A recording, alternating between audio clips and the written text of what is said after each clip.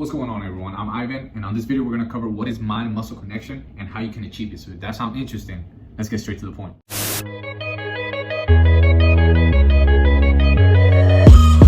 The short answer is I don't have a short answer, but we're going to try to cover this in 5 minutes or less. What is mind-muscle connection? All that is that you're you're concentrating as much as you can, all your effort on contracting just that muscle and that muscle only. So for example, if you're trying to do a bicep curl, you're thinking about curling that weight only with your bicep and that bicep muscle only. But it's a lot deeper than that. What it really involves is that you're isolating that muscle. There are exercises that help you achieve this better, like dumbbells and cables. It also involves you being able to concentrate on the stretch of that muscle. It also involves trying to initiate the lift or the pull with just that muscle that you're trying to isolate. It also means to be aware during your rep that you don't shift your focus to other muscles while you're working out. And it also means to smash that like button. Okay, it's not a short answer, but it's just not that simple. How can you achieve concentration focusing all the effort on that one muscle? This can be achieved by lowering the weight and maintaining constant tension on your muscle while you're lifting. Meaning don't disengage. So while you're working out, doing your reps, maintain that bar moving or that weight moving so you have constant tension on your muscle and you prevent resting.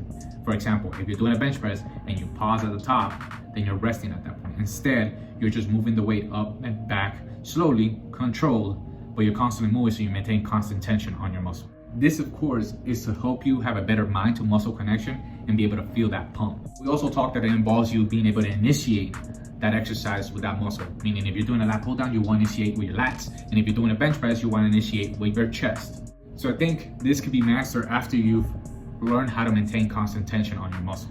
So instead, you want to initiate from the bottom or top of the exercise, depending on how it starts, so you can have a better mind to muscle connection. And what this means is that you're trying to initiate the concentric portion of your workout or your exercise. Example would be when you're doing a bench press, when you come all the way down to your chest, you pause, and then when you lift the weight back up, you're thinking about the chest initiating that contraction or bringing that bar back up instead of your shoulders and your tricep and everything else. Another example is when you're doing a squat. When you go all the way down, you pause, and then you allow your hamstrings, your glutes, and all that muscle, whatever it is you're trying to concentrate on, to initiate that lift back up, the concentric portion. This can best be achieved when you lower the weight that you're using to work out with. So another way to build your mind and muscle connection is concentrating on that stretch during your lift. You're gonna have to train your mind a little bit for this one. You're gonna have to think about doing the exercise in an opposite direction or worrying about the eccentric portion of your lift. I'm gonna give you an example. I bet that when you squat, you don't think about the lowering portion of the squat. Now, maybe you don't want to because you're not worrying about the eccentric portion and you're just worrying about increasing the weight on the squat. But for the sake of mind and muscle connection, I need you to think about this. So many people do not think about the eccentric portion. All they worry about is lifting the weight back up. So before they even start the rep, meaning that before they even go down, they're already thinking about bringing that weight back up. Instead, you need to think about the eccentric and the concentric portion of your lift. One way to think about it is to think that you're bringing the weight down to the floor. Pretend that you have to pull this weight down. Pretend that that weight was attached to the ceiling and you have to bring it down.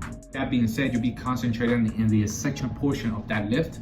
They're getting a better mind and muscle connection with your legs and being able to drive or get a better concentric mind and muscle connection when you go back up. Another example is the lat pull down. When you pull down, that is the concentric portion of your lift. You have to have mind and muscle connection initiate with the muscles that you're working out with instead of with your arms, your elbows, whatever that is. You're trying to initiate with just your lats to bring it all the way down. But once you come all the way back up, you're thinking about the eccentric portion. You're thinking about putting that weight back up. Another example for this is pretend that you have to pull the weight or you have to push the weight back up. You just pulled it down, now you're thinking about pushing it back up. And this is gonna help you concentrate on the stretch of your lats. Achieving this, like I said, is either you're gonna have to change your mind a little bit, the way you think about how you're doing these exercises.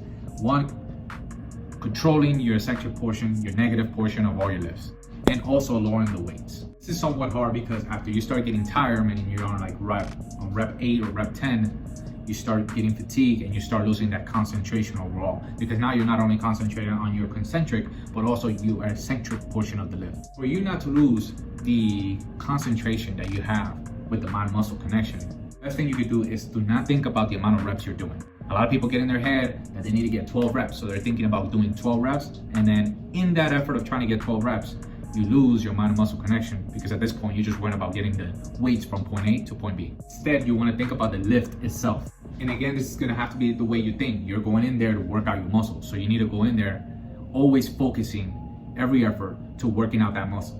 One of the things that I do is that I close my eyes while I'm doing a certain exercise. Instead of looking at myself in the mirror, which I do glance from time to time when I'm working out, but for most of my lifts, I close my eyes and I'm concentrating on that lift. I'm concentrating on that muscle, and that muscle only trying to isolate it so I could get better pump on that muscle itself.